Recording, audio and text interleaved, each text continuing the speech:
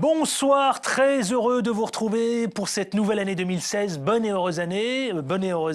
Oui, ici même sur Télésud, dans Ça fait débat et sur le numéro 23 également. Merci pour vous, merci à vous de votre fidélité et également à tous celles et ceux qui nous ont suivis. Vous avez été très nombreux en 2015 et je le souhaite et j'espère que pour cette nouvelle année 2016, eh bien, vous serez autant et aussi nombreux que cette année. En tout cas, santé, bonheur et plein de bonnes choses à vous tous. Allez, on démarre cette nouvelle année avec, au sommaire, ce qui a retenu notre attention, à part si Valerio et Carole ont décidé de lancer peut-être la bonne année. Allez, on commence l'émission en étant un peu festif. Allez, c'est parti, Carole, balance le son. Bonne année, c'est parti. Bonne année à tous.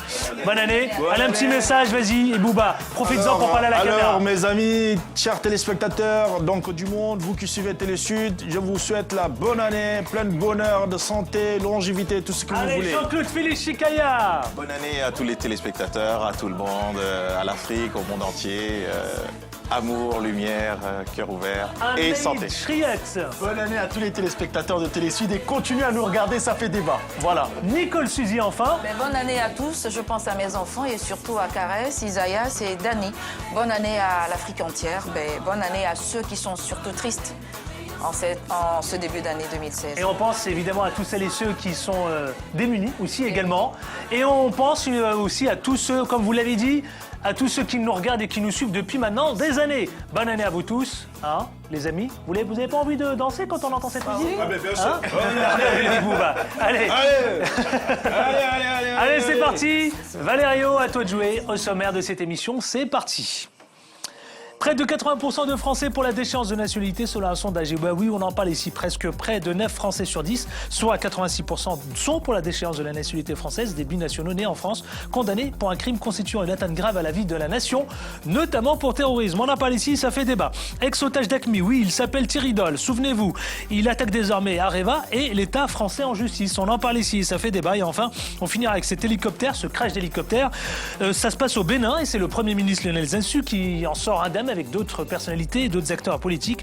On en parle tout à l'heure. Voilà, ça fait débat, c'est maintenant. Et en toute liberté d'expression, plus que jamais pour 2016. C'est parti.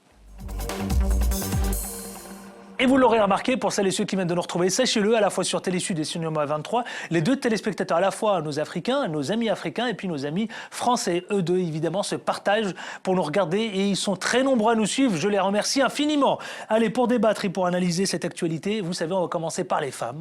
Nicole Suzy, hein, toujours fidèle au poste. Bonjour, comment ça va? Bonjour Adil, merci pour... c'était merveilleux l'année 2015.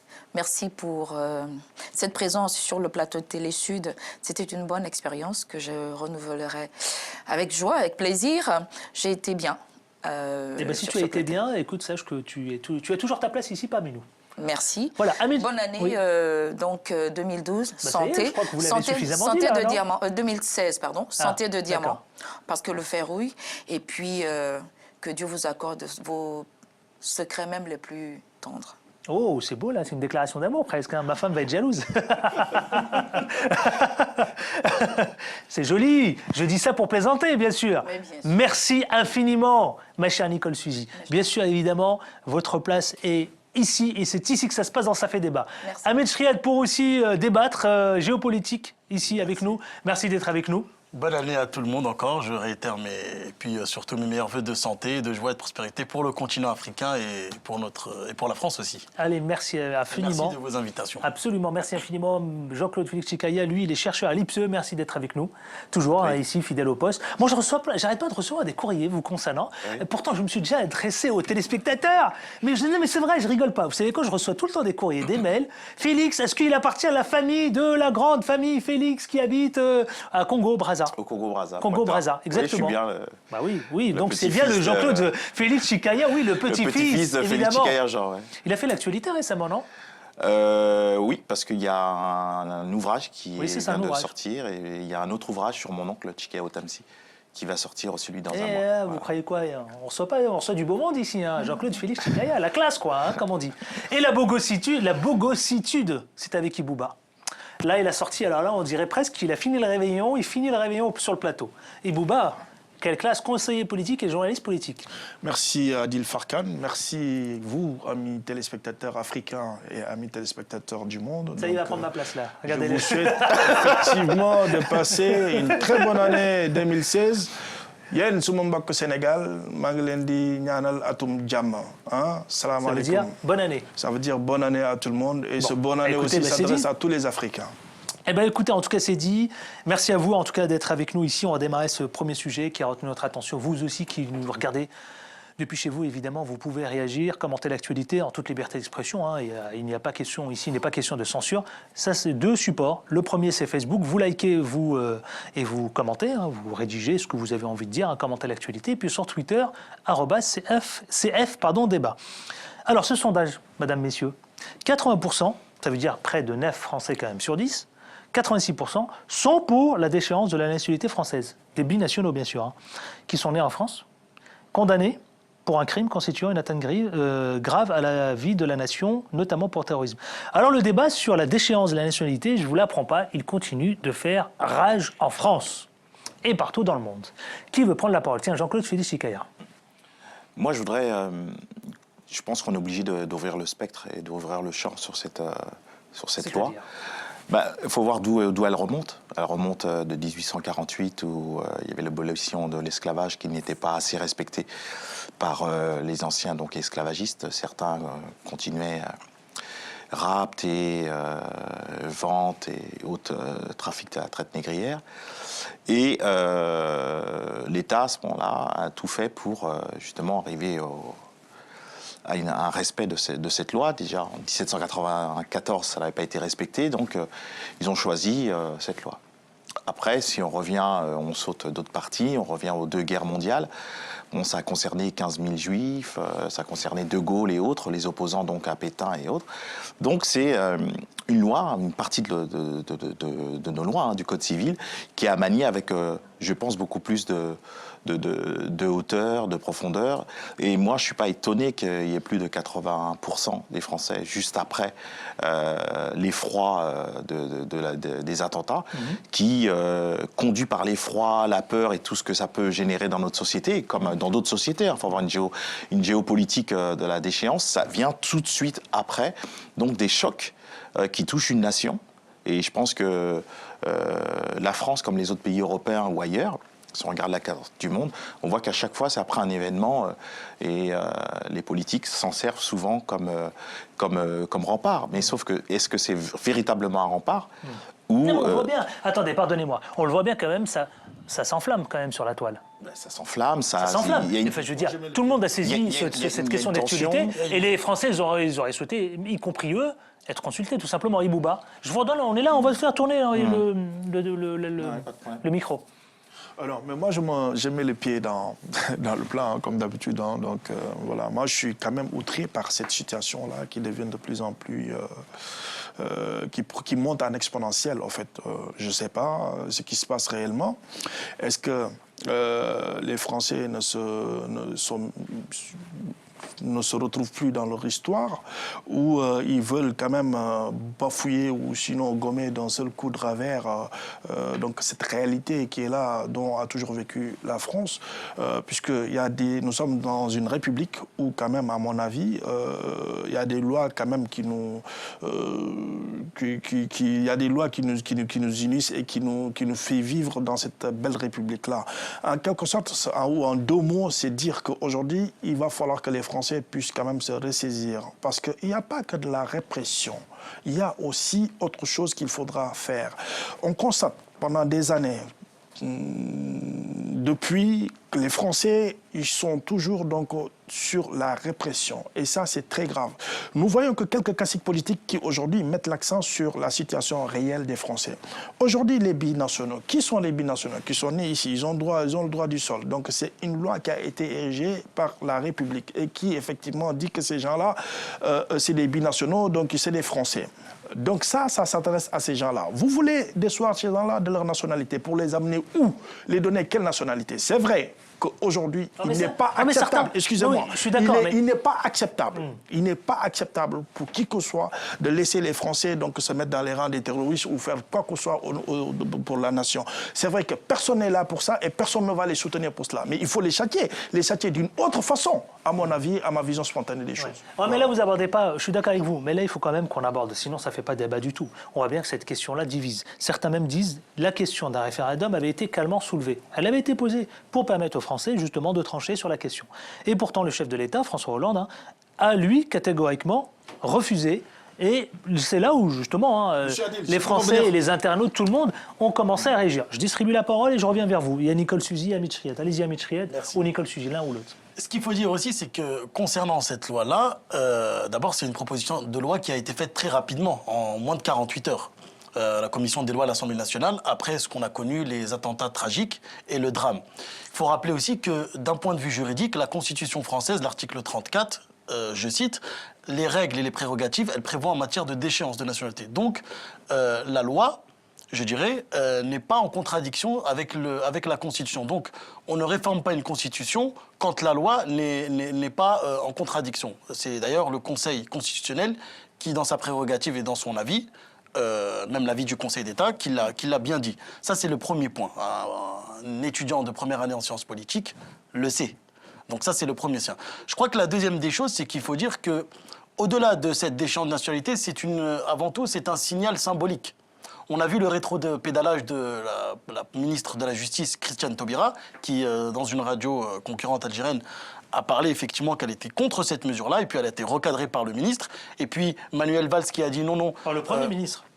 Manuel Valls qui après effectivement a suggéré que cette loi allait effectivement lutter. Et puis il y a eu un rétropédalage encore de Manuel Valls en disant que finalement c'était une mesure symbolique. Donc on voit un peu que l'argumentaire est flou, voire ridicule. Et donc on se pose réellement des questions, puisque cette mesure-là, elle remonte, c'est une mesure du Front National. Tout à fait. Nicole Suzy. Donc, non, mais on va avancer dans le je veux débat. dire, c'est pour ça qu'aujourd'hui, les Français, Oui. d'ailleurs les sondages, on peut tout dire. On peut tout dire sur les sondages. On peut leur dire s'ils sont contre, pour. Les sondages ne reflètent absolument pas la réalité française, puisque je rappelle qu'il y a des abstentionnistes en France et qu'il y a plus de 8 millions de binationaux. Donc, pour revenir sur la question aussi de l'histoire, la déchéance, elle a fait partie aussi dans les années 1848, où il y avait 5 conditions avec le mariage, ne pas se marier avec une étrangère. Si on revient aussi sous la Troisième République avec la loi de Lattier, concernant aussi l'ordonnance de 45 aussi sous De Gaulle, puisque le général De Gaulle a été le premier déchu de ses nationalités sous le gouvernement de Pétain, de collaboration. Exactement. Donc c'est un signal Absolument. aujourd'hui fort qui est envoyé, et c'est une démocratie de seconde zone pour d'autres citoyens. Et en même temps, ce sont des citoyens de seconde zone. Il y a deux sortes de démocratie. Une démocratie qui se voudrait avec des lois pour des Français, disons, de souche, si elle existe, si tant bien de Français de souche existe, puisque une cellule souche en biologie, c'est une cellule qui est pluridimensionnelle, ou c'est effectivement concernant les autres Français qui sont issus de l'immigration. Donc il y a des amalgames qui sont tenus dans cette mesure-là, et je crois que c'est aujourd'hui très dangereux à l'heure actuelle où le président lui-même de la République a parlé d'unité. Bon. S'il veut l'unité nationale, il faudrait d'abord réunifier les Français. Nicole Suzy, dites-nous. Oui, merci, mais je voulais dire une chose. Il y a eu les attaques de Charlie Hebdo. Tout le monde sait ce qui s'est passé. Cette loi n'a pas été adoptée. Les Français n'ont pas, à 86%, comme le disait Adil Farkan, été favorables à la déchéance de la nationalité. C'est parce qu'il y a eu ce qui s'est passé le 13 novembre dernier. Je crois qu'il y a eu un sentiment de peur et de panique qui s'est instauré au niveau de la population et des gouvernants, des ministres et autres. Et donc, tout le monde a traité, si je peux le dire, permettez le mot traité, François Hollande de faible face à cette situation, de guerre comme il l'a qualifié. Il fallait bien prendre les mesures urgentes qui pouvaient peut-être freiner, je dis peut-être freiner l'avancée des actes terroristes. Est-ce que ça va les freiner? Je ne sais pas. Est-ce que ça va les stopper? Je n'en sais rien. Mais ce qui est sûr et certain, si 86% des Français se sont prononcés favorables à la déchéance de la nationalité, je pense qu'il y a quand même un fond non négligeable. Alors le fond. Attendez, monsieur, attendez. Est-ce qu'il ne s'agit pas là d'une lepénisation justement des esprits qui a déjà gagné les différents sympathisants ou une partie des sympathisants et militants du Parti socialiste? Là, elle est là. C'est ça qu'on se pose comme vraie question. Non. Oui ou non? Si, madame, messieurs. Ouais. Oui, est-ce que beaucoup soulèvent cette question-là? Oui, c'est vrai. La lepénisation des esprits. La lépénisation, je ne sais pas si tous les Français, 86% des Français sont du Front National, mais ce qui est sûr et certain, c'est qu'il y a à Deal un sentiment de peur. Nous prenons les transports publics, les métros, les bus et autres. Mais aujourd'hui, les gens se regardent en chien de faïence. Quand quelqu'un monte dans un métro avec un petit sac à dos, tout le monde le surveille le moindre geste. Donc il y a un moment de panique aujourd'hui. Et donc cette loi, c'est vrai qu'elle fait mal, c'est vrai qu'elle heurte les sensibilités, mais je pense que pour l'instant, on est encore dans l'état d'urgence, je présume. Donc pour l'instant, on va voir ce que ça va donner. Moi, je ne suis pas totalement contre. Et c'est juste pour... Il faut souligner que c'est juste la déchéance de nationalité s'applique à ceux qui vont commettre des actes terroristes. Pour l'instant, c'est ce qui est dit. Ça, vous savez, c'est une politique. Je ne suis pas contre. Et d'ailleurs, dans nos pays africains, là on parle de la France, on a vu par exemple dans certains pays, si certaines personnes d'une nationalité autre commettaient des exactions de ce genre, mais on les rapatriait tout de suite dans leur pays. Oui, d'accord. Voilà. On est tout à fait d'accord avec vous. Mais vous savez, il y a la politique politicienne en fait qui domine un tout petit peu. Adil a soulevé une question qui est très importante de la lopénisation. Effectivement, aujourd'hui, il y a une certaine terreur qui est là. Nous avons vu donc ces élections régionaux qui viennent de se passer d'une façon ou d'une autre, où vous avez très bien vu que donc le Front National a pu gagner quand même du terrain. Cela, c'était pas fortuit. Aujourd'hui, les gens se sont ravisés. Il y a un problème qui se pose. Aujourd'hui, on ne reconnaît plus la gauche comme la gauche. La gauche est en train de jouer effectivement le rôle donc du FN ou bien le rôle je sais pas de la droite, afin quand même de pouvoir quand même amasser donc ces citoyens français qui n'ont pas pu voter pour lui. Donc aujourd'hui, c'est regrettable quand même qu'on puisse quand même s'aligner dans ce jargon-là. Il faudra essayer d'avoir un esprit de dépassement. Regardez ce qui se passe en Corse aujourd'hui. Madame, je vais juste terminer. Je vais juste terminer. Vous savez très bien qu'en parlant de politique ici en France aujourd'hui, on parle d'élections. Vous allez voir deux thèmes qui seront toujours là, c'est les thèmes de l'immigration, c'est les thèmes donc de l'identité, qui reviennent toujours en France. Et il va falloir... Voilà, effectivement. Et c'est les thèmes du Front National. Donc tout le monde a peur pour essayer de gagner son électorat. Donc c'est une politique politicienne, en fait, qui bat son éclat. Et aujourd'hui, les gens, ils sont en train de s'inscrire dans ce registre-là. Et c'est regrettable. Nicole Suzy. Vous voyez ce qui se passe en Corse aujourd'hui. On a entendu quoi comme slogan? On est chez nous. Tout le monde l'a entendu. Oui, mais ils veulent mettre les gens les dos contre le dos. C'est ce qui se passe en Corse. On sait très bien que les Corses n'ont jamais été racistes. L'histoire de la Corse, on le connaît. Ce qui se passe là-bas, on va pour brûler une mosquée. Non, mais il faut qu'ils arrêtent de manipuler les gens, parce qu'on sait très bien, comment sont les Corses. Ce sont des actes isolés. Et maintenant, il faut le médiatiser.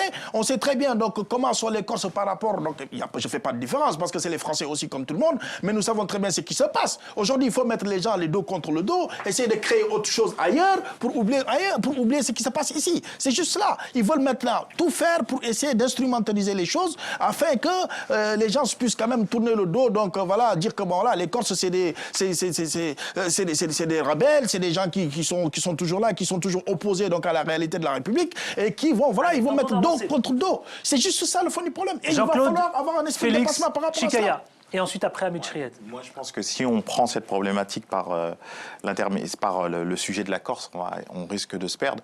Et puis dire que la Corse serait vierge de tout tact ou parole non raciste, ce serait quand même ne pas dire la réalité. Moi, malheureusement, le racisme est bien partagé, malheureusement, sur notre planète. Et c'est une problématique qui justement est au fond de ce que soulève le problème de déchéance. On n'avait pas fini parce que ce qui préexiste à la période des attentats, c'est quand même une cohésion nationale qui était fragilisée, où les choses n'allaient pas bien au niveau de la cohésion nationale et notamment au niveau des crises identitaires dans l'Hexagone ou ailleurs et dans le monde. Et on voit bien que cette problématique, si ça passe, donc le Parlement et si c'est voté, étant donné que beaucoup de pays d'Europe et du monde commencent aussi, ou ont déjà voté cette déchéance de nationalité. Si c'était pas aussi sérieux, on pourrait plaisanter à dire que les États... Attends, juste fini. Les États vont se passer les terroristes comme une patate chaude si c'était pas aussi sérieux. C'est que quand ils vont... Est-ce que les États vont ouvrir leurs portes sur une personne qui est née à Paris, qui a fait toute sa vie à Paris, tout d'un coup, on le renvoie dans un des composantes identitaires pour dire que, ah bon, vous nous renvoyez quand il commet des actes terroristes. Voilà. Donc, ils vont renvoyer aussi des personnes de nationalité française qui ont commis des actes terroristes, moi je crois que c'est bien un problème international auquel nous sommes opposés. Donc il doit y avoir une certaine cohésion sur le plan supranational de l'Union européenne, au niveau de la gestion du monde. Et je pense ce que veulent les Français et tous les êtres humains qui sont fondamentalement opposés à des idéologies de domination et criminelles comme ce à quoi nous sommes opposés. Ils veulent tout de suite de la fermeté, de l'efficacité. Malheureusement, ce projet, il n'est pas ferme. Alors, qu'est-ce qu'il traduit, justement, ce débat-là, qu'est-ce qu'il traduit? Est-ce qu'il traduit que on a affaire à une gauche qui est en train de se déchirer, d'accord, se diviser? Et en même temps, est-ce que ça traduit, finalement, est-ce qu'on est en train d'assister que ça révèle quelque chose de notre société aussi? Mais bien sûr. Ahmed Chriet, je vais faire tourner. Comme a dit Bouba très justement, c'est qu'il y a eu des élections régionales et il y a eu une grande montée, une grande avancée du Front National, ce qui fait qu'aujourd'hui, le Parti Socialiste sait très bien aujourd'hui qu'il n'a plus le vote des quartiers populaires. Premier des éléments. Au sein du Parti Socialiste, il y a les frondeurs. Et donc, il y a aujourd'hui une scission entre la gauche, qui est dite gauche libérale, Macron, Manuel Valls, et gauche qui est pour plutôt une économie collectiviste, une économie de régulation économique, qui serait plus accentuée sur Pouria, Amri Chahi, les autres, Benoît Hamon. Voilà, ça c'est pour dire les choses. Mais je crois qu'en réalité, cette mesure, d'abord, elle n'est pas efficace parce que les terroristes rêvent d'un califat. Ils ont, excusez-moi un peu, ils s'en foutent de la nationalité française, ils rêvent d'un califat. Et la deuxième de choses, c'est que... Vous pensez vraiment qu'ils s'en foutent de la nationalité française? Évidemment, puisqu'ils rêvent, eux, d'un califat. C'est un projet, voilà, ils sont au-delà des frontières. Donc, ils rêvent d'un califat. La deuxième des choses, cette mesure-là, c'est une tactique du Parti Socialiste pour affaiblir la droite et avoir, effectivement, et être au deuxième tour, comme avec Chigard, comme avec Chirac, avec Jean-Marie Le Pen. Donc François Hollande est en campagne en 2017, il faut le dire, et il surfe sur cette question-là, afin de préparer sa campagne pour 2017. Moi, je crois que le Parti Socialiste est parti très bas. Aujourd'hui, le Parti Socialiste est très très bas, et je crois que la plupart des députés, d'ailleurs, que j'ai eu, une soixantaine, sont contre cela. Alors, et Bouba, et ensuite Nicole Suzy. Allez-y. Est-ce que vous vouliez réagir aussitôt aux propos tenus par... Effectivement, moi je crois qu'aujourd'hui, le Parti Socialiste doit assumer. Mais ce qui est regrettable, au fait, quand on fait une analyse approfondie donc, de la politique française en tant que telle, c'est regrettable que les états d'esprit ne changent pas. Aujourd'hui, ce qui se passe en France, c'est quoi?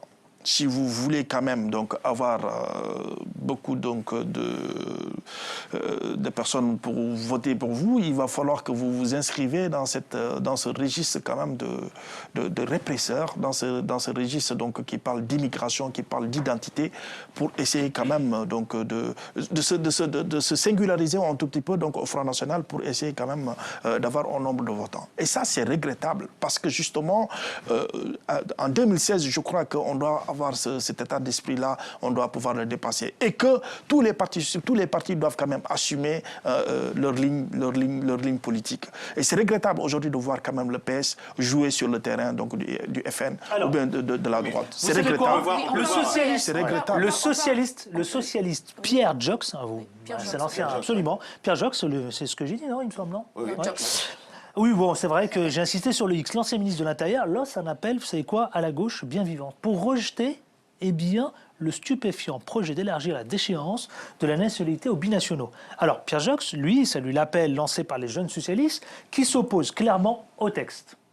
Mais oui. C'est très clair. Il y a deux choses dans cet appel. Il y a Nicole Suzy qui voulait prendre la parole. Pardon. Je vous la redonne. Moi, j'insiste sur le chiffre. Les 86% des Français qui sont pour la déchéance de la nationalité ne sont pas tous, n'est pas totalement socialiste.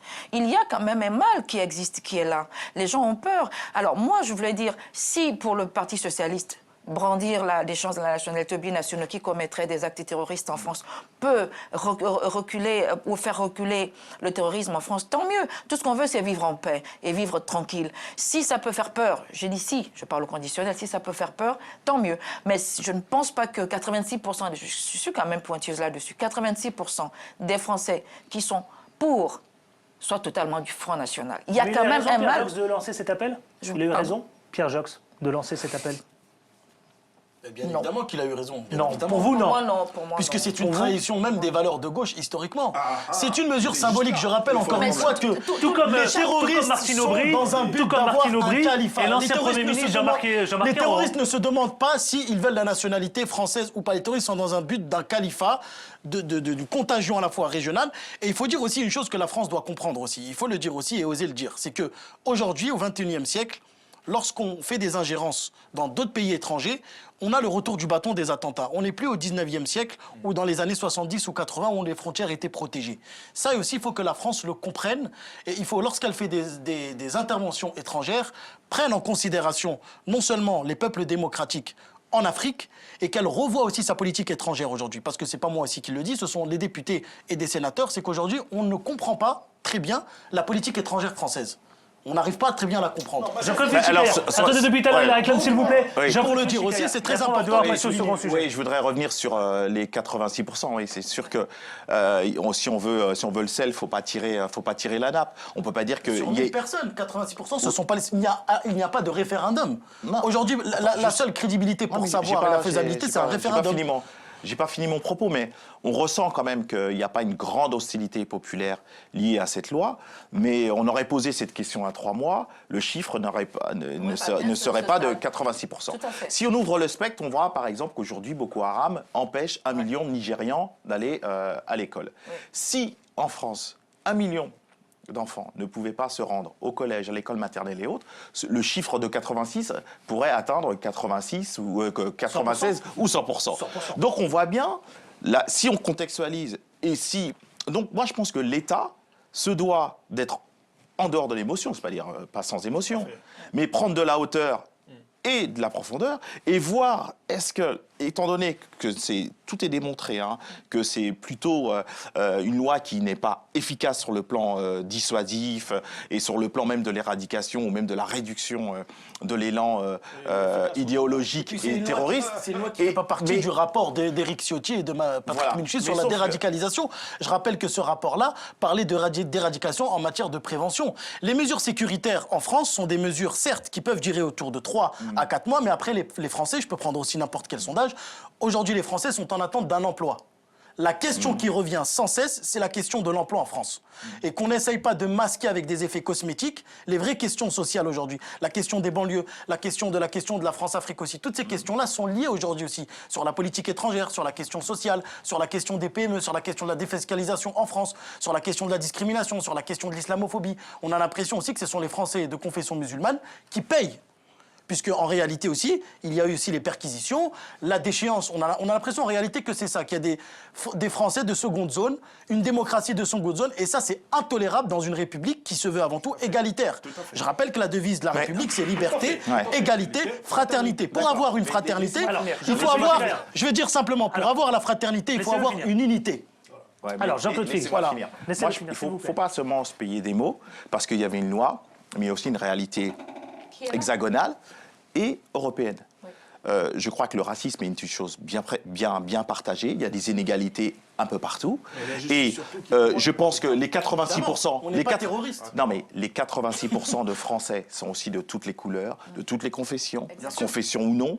Donc, je pense qu'il faut aussi regarder cette réalité. On peut dire qu'il y en a un petit peu moins... Les perquisitions en France sont les perquisitions qui sont ciblées dans la communauté musulmane en France. Non, mais ce sont pas... Ça, non, mais je n'en disconviens pas. Je n'en disconviens pas. Sauf qu'il faut plusieurs champs à travailler. Il y a des inégalités et ceci et cela, mais là nous sommes vraiment sur la lutte contre le terrorisme. Et moi je ne pense pas que ce soit seulement à cause des inégalités que le terrorisme grimpe. Il y a quand même une adhésion. Il y a quand même... Non, laissez-moi finir, s'il vous plaît. Il y a quand même une adhésion aux idéologies de domination des gens quand ils vont en Syrie ou ailleurs. C'est parce qu'une bonne partie adhère à ce concept et ce projet. Laissez-moi finir. Mais pourquoi ils adhèrent? Ils adhèrent en prenant une domination criminelle. Parce qu'ils n'ont pas de considération au niveau de la République. Mais ils ne viennent pas seulement de France. Ils ne viennent pas. C'est un problème social. Parce qu'ils se sentent marginalisés, Jean-Claude c'est un problème Quand vous allez dans les quartiers difficiles, Alors, vous voyez très bien ce que je connais ça, je connais, j'y travaille, je connais. Il faudra toucher du doigt le champ du Jean-Claude. Tu connais très bien ça, le fond du problème. Chacun son tour. Si je peux me permettre. Et vous, vous vous êtes exprimé, on a bien compris, vous avez exprimé. Vous avez dit que les jeunes étaient en marge de la société et tout. Jean-Claude Félix, et ensuite, après, il va falloir clore le débat. Laissez-moi finir. Allez-y, Jean-Claude, non, mais il faut qu'on avance parce qu'il nous reste 2 sujets quand même à traiter. De dire que voilà, c'est pas donner quitus, mais vouloir trouver des raisons sociologiques absolues pour expliquer que quelqu'un adhère parce qu'il est dominé, parce qu'il est oppressé à un projet de domination et d'oppression. Non, mais laissez-moi finir, s'il vous plaît, laissez-moi finir parce que le monde, parce que dans ce monde, il y a plus de personnes qui sont confrontées aux inégalités que des personnes qui vivent bien. Donc si tous ceux qui étaient confrontés aux inégalités, laissez-moi finir, si tous ceux qui étaient confrontés aux inégalités, iraient vers les sirènes, soit extrémistes, radicales et criminels, ou populistes, ou radicales et extrémistes, on a déjà été opposés à ça. Et tous les pays dans leur histoire sont opposés à cela. On ne va pas être pour luxe. Il y a une réalité qui se passe ici. Vous vivez en France depuis tant d'années. Non, mais non. Qui vous appelez Pollux? Non, d'accord. Je ne sais pas. Non, mais qui vous appelez Pollux? Non, je ne vous dis pas Prolux. Non, vous m'avez dit Pollux. Qui vous appelez Pollux? Vous avez été Prolux, Jean-Claude. Non, mais en quoi? Non, en fait, moi, je n'ai pas. Écoutez, je ne vais pas rentrer dans c'est une réalité incontestable. Ce que je vous dis, c'est très clair. Écoutez, Félix. Mais ça, c'est vous allez pas poli, c'est incorrect. Vous allez dans les quartiers difficiles, vous voyez. Je les connais, les quartiers gens difficiles, j'y suis né, j'y travaille. Allez-y. Vous allez dans les quartiers et ensuite, après, il va falloir vraiment que j'avance. Allez, vous voyez ce que vivent les gens là. Ils ont une page de vie quasiment dénaturée. Et c'est une raison pour tomber dans les bras du. C'est pour aujourd'hui. On s'entend pas du tout, chers amis. La répression, moi je suis pas pour la répression. Écoutez, dans mon propos. Non, mais je vous parle, moi je m'adresse même plus de vous. Je parle d'une manière générale ce qui se passe en France. Il y a une psychose et il y a la politique politicienne qui est en train de dominer donc les faits et qui est en train d'être médiatisée. Ça veut dire que les gens ils doivent. S'il vous plaît. Ahmed Chriet, Nicole Suzy. On finit avec vous. Pour revenir sur ce qu'a dit Jean-Claude. Rapidement, en 10 secondes, s'il vous plaît. D'abord, première des choses, en 10 secondes, vraiment, s'il vous plaît. Le terrorisme, il faut le définir. Dans un point de vue global, il n'y a pas un concept occidental, puisque la définition du terrorisme. La deuxième des choses, sur les questions des enfants, ce sont des enfants. Ne me dis pas que moi j'ai parlé du terrorisme. Vous voulez parler du concept de terrorisme? Du concept seul, il faut le définir. Mais bon, ça serait trop, on n'a pas le temps. C'est pas le sujet. De Gaulle, quand il a été déchu, il était par Vichy traité de terroriste, c'est pareil pour Mandela. Ça, on le sait. La question des gens qui adhèrent à Daesh, il y a tout un parcours psychologique. Il y a eu des études sur ça. Ce sont des anciennes voix. Ce sont des anciens. qui les emmènent vers le Front National. Ce sont des anciens voyous. Ce sont des enfoirés. Si on prend le cas de Mera, si on prend le cas de Nera par exemple, si on prend de Koulibaly, ce sont tous ces jeunes qui ont été des délinquants, si c'était des études, ce sont tous des jeunes qui ont été délinquants et qui ont été délaissés par la République. Ce sont des enfants de la République qui ont été délaissés. Ben Laden n'était pas un voyou, c'est un Je milliardaire. parle en France. Non, mais moi j'ai une vision. Il faut avoir une vision. On est opposé à de l'international. On parle de la déchéance de la Oui, mais on est obligé. Donc, c'est une question à la fois aussi de relais social, d'inégalité sociale, mais on ne peut pas aussi justifier l'injustifiable. On est d'accord, effectivement, sur ce sujet-là, mais il y a des déterminismes. Toute cause a un déterminisme, ce qu'on appelle le déterminisme social. Voilà. Allez, s'il vous plaît, s'il vous plaît, non, s'il vous plaît, ni Ami, ni Jean-Claude, ni Bouba, Nicole Suzy, parce que je vous ai très peu donné la parole. Vous allez clore ce chapitre, s'il vous plaît, avec cette phrase ou cette belle conclusion. Moi, je veux dire, en citant feu le président Omar Bongo du Gabon, qui disait « Je préfère l'injustice au désordre ». Si cette déchéance de nationalité peut freiner,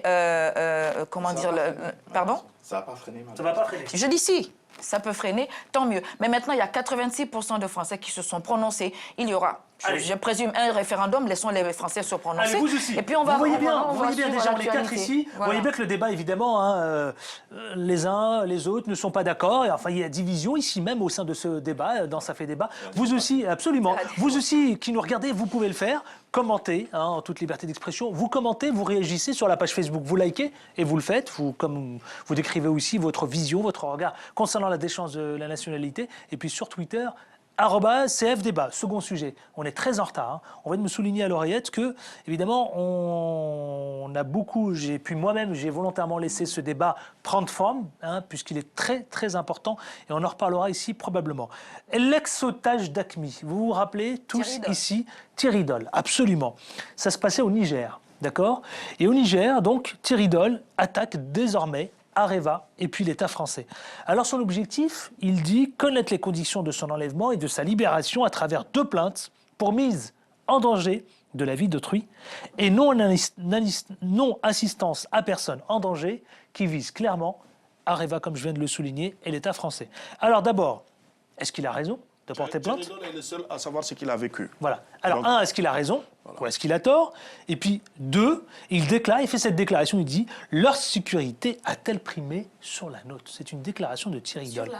Sur la nôtre. Oui, mais... Alors, pourquoi porter plainte? Mais parce qu'il se sent quand même, je ne sais pas, c'est la personne la plus concernée. Thierry Doll a vécu ce qu'il a vécu, il a vécu l'enfer. C'est pas donné à tout le monde quand même donc d'être otage. Psychologiquement, donc il a été travaillé. Tous les jours, vous imaginez, Et pourquoi il le fait maintenant? Pourquoi 2 ans? Pourquoi 2 ans après? Pourquoi 2 ans après? 2 ans après, parce que ça lui a permis d'en été libéré. Moi, franchement, excusez-moi, mais je ne vais pas rejeter donc cette attitude-là. À mon avis, c'est le principal concerné. Il est le seul à savoir ce qu'il a vécu et il est le seul à savoir pourquoi il est resté pendant tout ce temps-là pour dire qu'aujourd'hui, après 2 ans, pour alors dire qu'il va c'est une libération floue. Peut-être sûrement qu'il n'a pas... Non, peut-être sûrement qu'il n'a pas eu satisfaction. Peut-être sûrement qu'après une longue réflexion donc, de la situation qu'il a vécue... On parle d'une libération encore floue. Oui. Jean-Claude Félix Chicaya. Libération floue, ça c'est normal. Mais bon, voilà, Thierry Doll, il est le seul à savoir ce qu'il a vécu et il a le plein droit de porter plainte quand il veut. Alors, oui, je pense que quand il est parti au Niger chez Areva, il avait quand même une petite connaissance des tensions autour d'Areva et de ce que représente Areva au niveau de l'État français, la puissance d'Areva et le fait d'être enlevé. Bien sûr, moi je ne dis rien sur ce qu'il a pu ressentir sur le plan psychologique pour n'importe quel otage. Ça doit être extrêmement... Je sais pas, c'est tellement immense que je ne veux pas mettre des mots qui malheureusement sembleraient pas... C'est les otages qui viennent nous décrire comment ils l'ont vécu. Mais on sait que c'est quelque chose qui est déjà terrible. Mais ce qu'on peut dire, c'est que l'État, de toute façon, sur le plan économique ou politique, ne va pas tout dire parce qu'il y a l'intérêt supérieur de l'État. Donc ils vont dire certaines choses, mais pas tout, parce que dire s'ils ont payé, combien ils ont payé, donc les gens vont savoir combien ça vaut un Français dans le monde ou ceci, cela. Et puis je pense qu'il va sûrement gagner sur le plan du préjudice moral et financier et au niveau de la santé. Absolument. Hamid et Nicole, regardez, quand si je vous dis ça, il dit clairement, Thierry Doll, c'est sa déclaration. Pour l'instant, le fonds de garantie lui a proposé 26 € par jour de détention. Une somme bien inférieure, d'après l'ingénieur, à celle obtenue par les otages de Jolo. C'est-à-dire, j'ouvre les guillemets, avons-nous moins souffert que... Grand point d'interrogation, je referme les guillemets. Hamid Chriette. D'abord, cette plainte, elle vise effectivement Areva pour pas n'importe quelle raison. C'est très fort, toute cette déclaration. C'est que lorsqu'il a été détenu, il y a eu des notes internes au sein de l'entreprise Areva qui parlaient du risque. Pourquoi, la question qu'on doit se poser, c'est pourquoi Areva n'a pas prévenu ses salariés. Ça, c'est la première des éléments. Même si quand on est salarié dans un pays à risque, on a effectivement des primes, mais il n'en demeure pas moins que lorsqu'on a effectivement une situation qui est extrêmement dangereuse pour la vie d'autrui, c'est atteinte à la vie d'autrui. Donc, cette question peut se poser. La deuxième des choses, c'est que lorsque les otages ont été libérés, il y a eu des Chinois qui ont été libérés pendant qu'eux étaient pris d'otages. Donc, il y a des hommes d'affaires chinois qui ont pu être libérés. C'est-à-dire que la question qu'on peut se poser aussi, c'est que est-ce que les hommes d'affaires chinois ont été prévenus aux dépens de ces otages-là? La troisième aussi analyse qu'on peut faire, c'est que il y a eu plutôt une rançon ou pas. C'est cette question-là, en réalité, que l'avocat veut éclairer. C'est est-ce que la France, aujourd'hui, qui se prétend chante de la démocratie internationale et des droits de l'homme, donne effectivement une rançon à des groupes terroristes sur cette question-là. Donc il y a aussi cette question-là qu'on doit aujourd'hui traiter. Eh bien, bon, Nicole Suzy. Il y a toujours... Vous avez entendu parler des confrères d'une radio internationale qui se sont fait tuer au Mali en voulant chercher à savoir si la France avait versé une certaine somme pour la libération de certains otages. Je crois que le problème, c'est pas de savoir si on a payé une rançon ou non. Le mieux, c'est libérer les gens. Tout à fait. Voilà, il faut libérer les gens pour qu'ils retrouvent une vie normale. On a vu l'exemple de Hervé Guecker et l'autre qui était, je ne sais plus dans quel pays, quand ils sont revenus, mais jusqu'à aujourd'hui, ils sont marqués à vie. Un otage vit, comme le disait Jean-Claude Juncker, il réapprend à vivre. Hein. des choses difficiles. Et il se bat d'ailleurs. Hein. C'est horrible, on ne peut pas imaginer leur souffrance, on ne peut pas la nommer. Mais 26 € par jour par rapport à... Ça coûte quoi une journée de souffrance pour un otage? C'est égal à 26 €? Peut-on parler d'une libération encore floue? Est-ce qu'une question comme celle-là, je peux vous la poser? Et maintenant, pour terminer, pour aborder dans le même sens que Hamid, la France quand même avertit ses ressortissants en disant attention, telle partie voilà, est sensible, ou alors n'y allez pas, ou alors évacuer les lieux. Alors, si on y reste toujours, il y a bien une raison. Je pense qu'Areva a une grosse part de responsabilité vis-à-vis de Thierry. La déchéance de nationalité ne fonctionne pas. La déchéance de nationalité, pour le coup. Moi, je crois que Thierry a parfaitement raison. Et je crois que ce n'est pas fortuit qu'il se met à nu, là, présentement, pour essayer d'évoquer donc, ces conditions donc, de détention qui a été très atroce pour lui et qu'il est le seul à pouvoir vivre ce qu'il a vécu. Maintenant, par rapport donc, à la République française et au Quai d'Orsay, je crois qu'ils font un travail remarquable parce que quand même, ils arrivent au moins à la rigueur à avertir quand même donc, leurs ressortissants partout où ils soient dans le monde pour leur dire que bon, voilà, c'est une zone dangereuse ou c'est une zone telle. Maintenant, par rapport à Areva, si Areva maintenant ne fait pas son travail, mais Thierry Ardol, il est responsable de sa vie, il est le seul à pouvoir savoir ce qu'il a vécu donc, pendant sa détention. Et je crois qu'il a le plein droit aujourd'hui de porter plainte. Cela n'est pas fustigé. Maintenant, à savoir combien ils ont donné, combien ils n'ont pas donné, c'est pas ça le problème des Français. Une libération c'est de trouver, encore oui ou non. Il ne faut même pas creuser là-dessus. Ce qu'il faudra, on sait très bien que ça se passe en underground, comme le dit. Excusez-moi, les citoyens, dans un état de droit et dans une démocratie que la France aujourd'hui, monsieur, ils ont le droit, une liberté, je crois ils ont le droit de savoir, d'avoir une lumière. Tout ce qu'on peut avoir dans ce monde-là. C'est juste ça. Dans une démocratie et dans un état de droit, les citoyens ont le droit d'avoir des éclaircissements sur la question géopolitique, sur la question des multinationales françaises qui sont implantées en Afrique et qui gangrènent le terrorisme. C'est la question du terrorisme, c'est la question aussi de la relation Afrique-France et c'est la question aussi de la démocratie. Mais c'est très important. Voilà. Qu'est-ce qui ordonne la diplomatie? Vous avez parlé de diplomatie. C'est le ministère des Affaires étrangères qui ordonne, c'est le Quai d'Orsay, bien évidemment. D'accord, exactement. Mais elle a des soubresauts aussi, la diplomatie. Mais bien évidemment. Elle a des intermédiaires, bien sûr. Mettons cela maintenant dans le camp de la diplomatie et puis bon, passons à autre chose. Parce que justement, les otages, s'ils sont libérés, c'est très bien. Imaginez par exemple que la France dise que oui, on a pu libérer quand même cet otage avec 50 millions. Mais les autres, ils feront plus. Ils vont chercher quoi? Que des otages français partout dans le monde pour les payer? Mais il faut arrêter un tout petit peu. Essayez de creuser ce qui est creusable. Essayez d'être... Je sais pas, on aurait pu trouver la liberté de ces gens-là, je crois que c'est beaucoup plus important. Pour lui parler de manière secrète sur la question et de négocier avec lui. Je crois que le Quai d'Orsay n'a pas fait toute la lumière sur cette question-là. Le Quai d'Orsay n'a pas à faire de la lumière là-dessus. Parce que justement, si elle fait la lumière là-dessus, cela veut dire qu'elle met donc le peuple français en danger. Pas toute la lumière. Il est juste ça. On voit bien, évidemment, on voit bien. Et donc, d'où ma question, évidemment, les choses, les éléments restent encore flous. Jean-Claude Chikaya, s'il vous plaît. Vous êtes pour le secret d'État. Messieurs, un peu de tenue. Le secret d'État, je suis pour la véritable démocratie. Chaque citoyen a le droit d'avoir, de connaître, de savoir. Ne m'obligez pas à couper les micros, s'il vous plaît. Ce qu'on sait, c'est que c'est une véritable empoignade diplomatique qui se passe quand il y a des otages entre un État et un autre pays. Et Areva, qui est une puissance nationale sans contestation, mais où on peut contester des choses, sa façon de s'implanter, ce qu'elle fait au Niger, ou ceci, cela. Et moi, je pense que M. Thierry Ardol n'était pas sans connaissance de la réalité de ce que soulève comme politique ou débat Areva. Donc, bien sûr qu'il a sûrement été floué ou pas averti, parce que là, il s'agit de sûreté d'État, comme ça a été, et de l'État, de l'intérêt supérieur des États ou de l'État, parce qu'il y a le Niger aussi. Il y a l'État du Niger qui n'est pas en dehors de cette question, donc qui a a participé aussi à la libération. Donc il y a des champs et des pans qui vont rester flous parce qu'on ne peut pas tout dire. Après, je peux comprendre qu'au niveau des préjudices, financiers, sa santé et autres, et les 26 €, là, il est tout à fait normal et légitime qu'il puisse monter au créneau. Mais après, il ne sera pas tout. Allez, Nicole Suzy. Je voulais poser une question quand même. Oui, dites-moi. On est là plutôt pour répondre à des questions, mais bon. La France avertit ses ressortissants. Oui. Partout où se ressent un soupçon de prise d'otage, n'y allez pas. Mais les gens, ils vont quand même. On l'a vu le cas au Burkina, avec la boucle du coton, la course cycliste. On a dit n'y allez pas, mais les gens y vont quand même. Mais après, quand il y a des otages, je veux prendre le cas de cet otage-là, qui veut retourner au Mali, qui a échappé à la décapitation, qui est rentré en France. On a fait un grand reportage sur lui dans une chaîne de télé française où il disait « Depuis que je suis rentré en France, je vis moins bien que quand j'étais au Mali. J'aurais préféré rester au Mali alors qu'il était à 2 doigts d'être décapité. » Alors, on peut me répondre. C'est un message fort. Celui-là, il décrit bien l'Afrique, en fait. S'il vous plaît, monsieur Ibouba.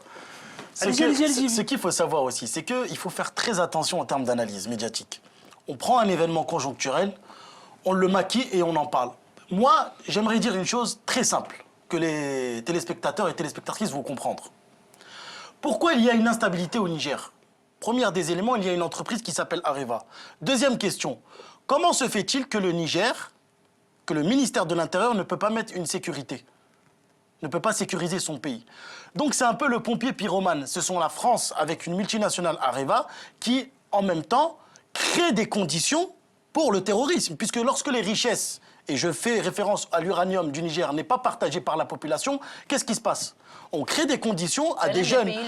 On crée des conditions à des jeunes. Donc, que ce soit Quai d'Orsay, rançon ou blabla. Oui, plutôt appauvri, oui. Quai d'Orsay, rançon ou secret d'État ou blabla, c'est pas la vraie question. Allez. La vraie question, c'est la redistribution des richesses du Niger en Afrique. Ça, c'est la véritable question. Et les téléspectateurs vont me comprendre. L'affaire est à suivre ici maintenant, et ça fait Ibouba, il débat. a compris. Si vous le souhaitez, en tout cas, vous pouvez commenter l'actualité sur la page Facebook Ça fait débat. Et puis sur Twitter, @CFDébat. Dernier sujet qui a retenu notre attention. Je veux parler de ce crash d'hélicoptère. Ça se passait au Bénin. Je ne sais pas du tout si on a l'image de l'avion qui crash. Mais bon, en tout cas, le Premier ministre était en route il y a quelques jours avec quelques collaborateurs au Bénin où il devait assister à la fête traditionnelle de la Gani qui a lieu à chaque année, rappelons-le, en décembre, au nord. Ça se passe au nord du Bénin. On le voit bien là dans les images. Voilà, on voit bien, en tout cas, l'avion qui s'en sort plutôt bien d'ailleurs, puisque tout le monde s'en sort indemne. Alors, les causes de ce crash ne sont pas élucidées. Enfin, oui et non, parce qu'il y a des choses quand même qui méritent ici ce débat.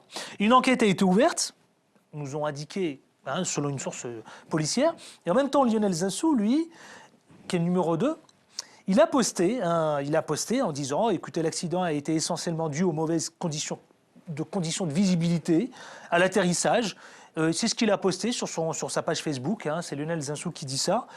Et d'autres disent « Le pilote, il a été aveuglé par un nuage de poussière. » Alors, on ne sait pas trop. Et en même temps, d'autres parlent aussi de complot. Alors, il y a plusieurs hypothèses. À qui donnons la parole? À qui veut prendre la parole? Bon, en Afrique, il y a toujours quelqu'un derrière un accident, derrière une mort. Oui, attendez, vous savez pourquoi je dis ça?